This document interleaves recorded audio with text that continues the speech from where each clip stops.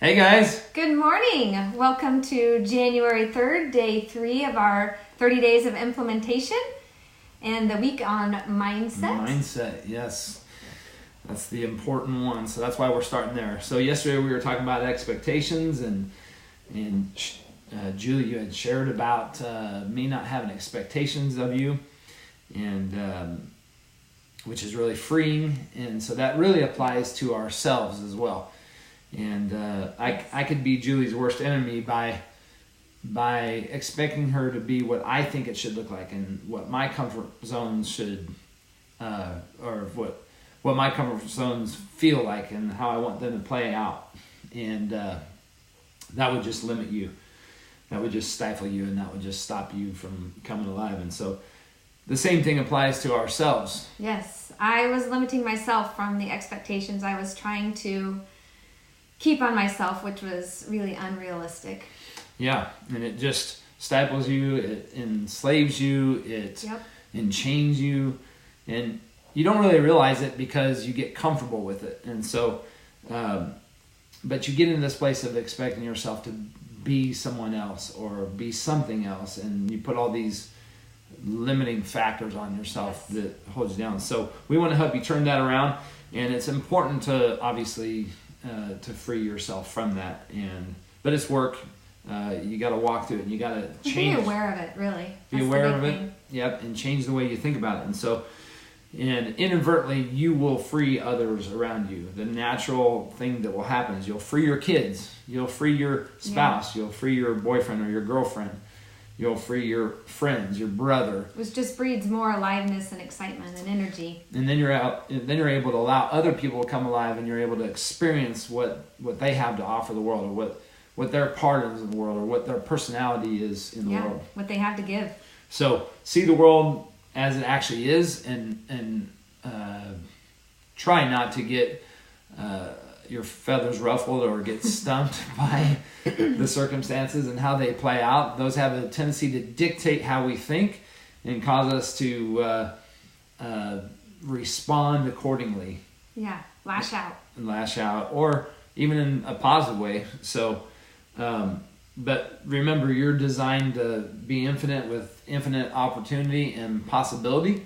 And but seeing the world as it works, you have to get in the world. You have to be a part of your field. You have to cultivate your field just like a farmer, and work your field to allow reap the results. Reap the fruits that come from it. And so the abundance, the blessing, the transformation, the aliveness all comes when you start to walk in that direction, when you start to step into it, and it will show up at your doorstep. It will land right in your heart, and it'll start flowing out of you, and you'll begin to experience all the wide open doors that are right in front of you that are opportunity for you to step through. And so pulling down those limiting foggles or goggles that you have over your eyes is very important to experience freedom and rest and peace and joy. So expect yourself to show up as the best version of you. Expect yourself to show up and have the best year ever. Expect yourself to become who we've all taken this time in the last 2-3 weeks as we've projected this challenge to become the person you want to be. That's really the central focus of what we're doing, is to find the real target of what makes you come alive, and then help you try to go toward that. And so get that clarity. Yep, get that clarity. So we used to say all the time, and still do, don't take a settle for. And so you can put that little sticky note on your fridge and just write, don't take a settle for, Scott, or don't take a settle for, Julie. Don't settle for less. Come alive and let that flow out of you. Don't let yourself be limited by yourself, and continue to go toward what makes you come alive and what your vision is. Don't let people, try not to let people, and try not to let circumstances stifle that. Control you. So I expect to have my best year ever. Julie expects to have her best year ever. Yes. I expect to live like it's our last day. And inside that last day, we show up being the best version. Imagine if it was your last day, what that would be like and how you would respond. But we have this tendency, and I used to say all the time, I come from a long line of gamblers that we gamble that we have another day, another week, another year to transform the kind of person we are and who we want to become. Today's the day.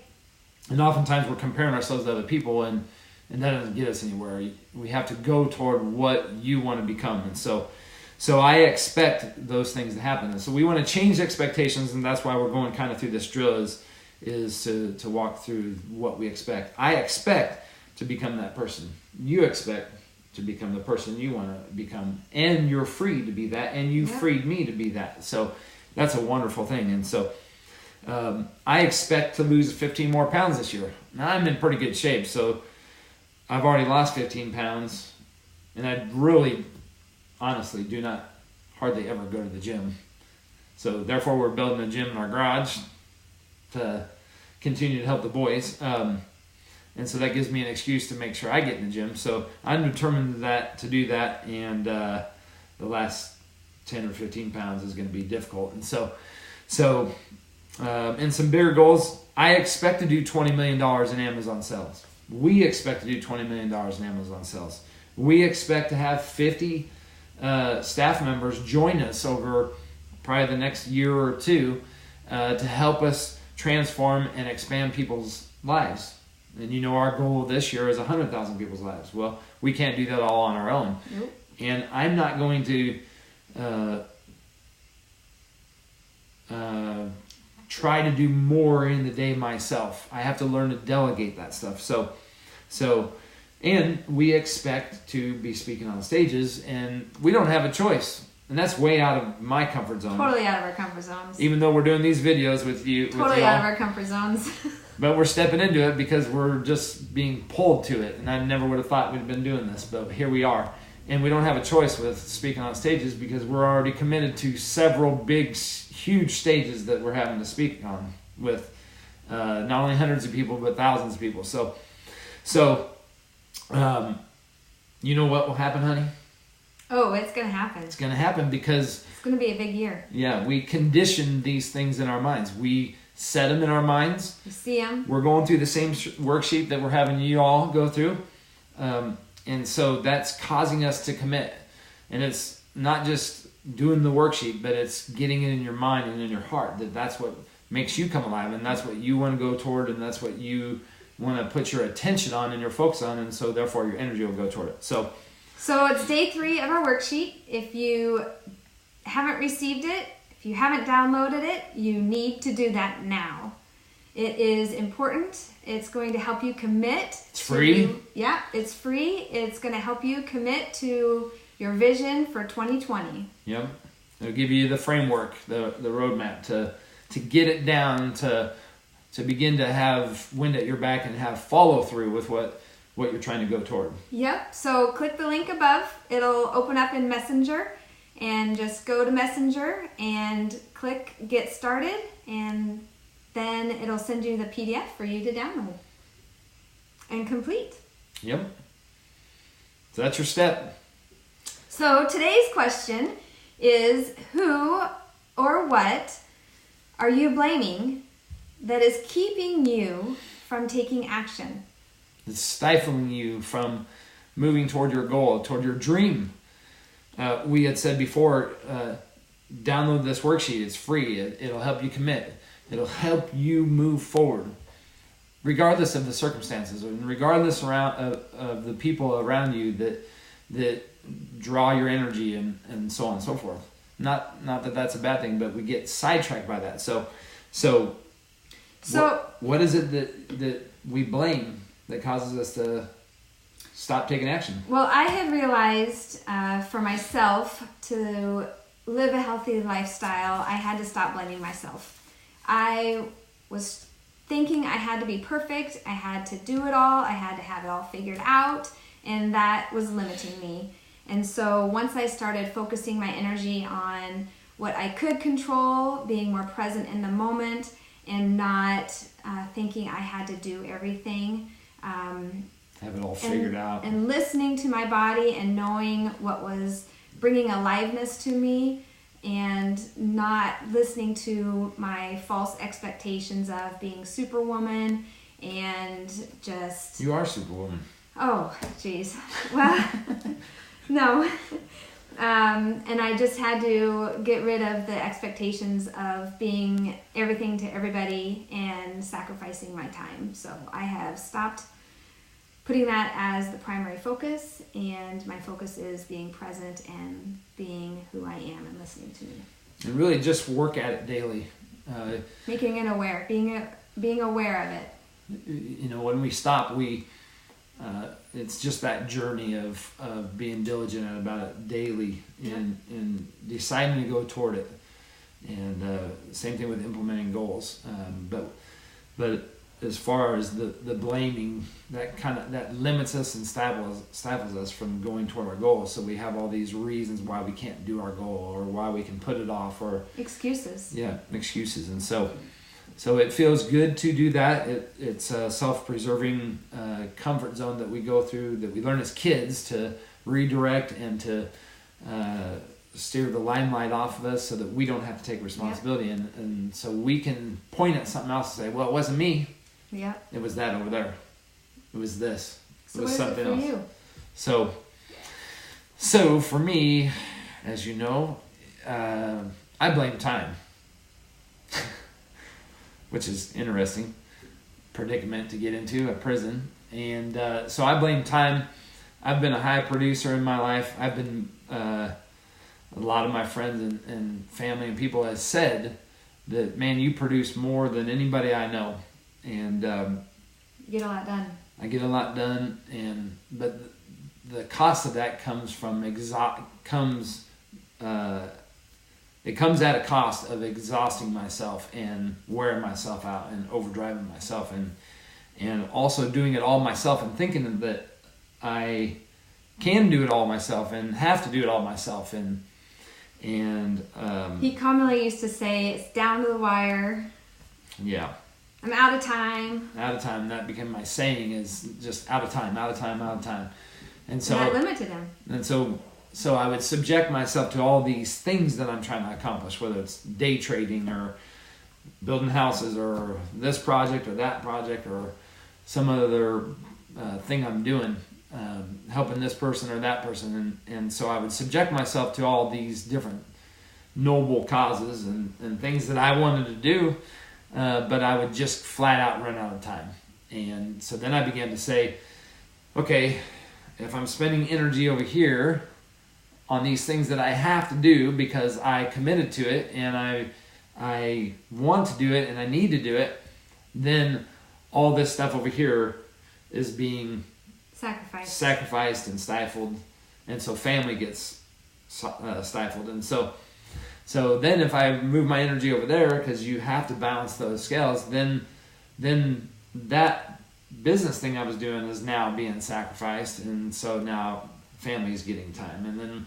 And then when there's this other thing that I'm doing, then family and business are getting sacrificed. And so what do you do different? So I constantly bounced through that. And so I just began to decide that I'm managing all this stuff, and there's no way I can manage it. And judging time will fly by so fast. 20 years will go by, and 40 and 60 years will go by, and it'll be the end of your life, and you will have managed all this all your life. And so I realized I wasn't coming alive in who I was. I was just managing things. And so I had to begin to learn how to say no to things and prioritize what's most important, and why am I going and chasing after that thing that sounds so great and wonderful to go after. It's a great idea, but it's not a inspired idea or a God idea or a calling idea. Or so I just on a daily basis now prioritize what's most important, what makes me come alive, what unleashes. The third thing in our points today is the second thing is, what can I control? What can I be on top of? I can't control the circumstances, I can't control people, but I can control me. And so I can control how I look at it, and I can control how I respond to what I'm doing. And so now I just am more intentional about, first, coming alive in who I am and what fits me. And so Julie and I are helping transform people's lives, and that's what we really get excited about. And so all my energy, Julie's energy goes toward helping to transform people's lives, and then everything else is ancillary, and we delegate that out to people. And that's why we'll have a staff of 50 very soon, just because we need the help. So if you want to transform lives, look us up. Let us know what your skill sets are and how you could possibly help us. So, but beside that, it's important to figure out what makes you come alive, and so to change those false expectations of yourself and what you need to do or are capable of doing, and stop blaming yourself, and so or whatever. So yeah. All right, so click the link above, get your worksheet, complete it, and make your 2020 vision happen. And don't forget, think about today what you can do to make it happen today. The one thing that's the most priority. That's what I had to start doing. That's what I do daily now. I figure out what is my top 1 or 2 or 3 most priority things that I can do today. And so we gave that to you yesterday. What's the most priority thing that you can do today to head toward your dream, big or small, whatever it is, and then write it down. You can put it on the back of the mindset set worksheet as your journal.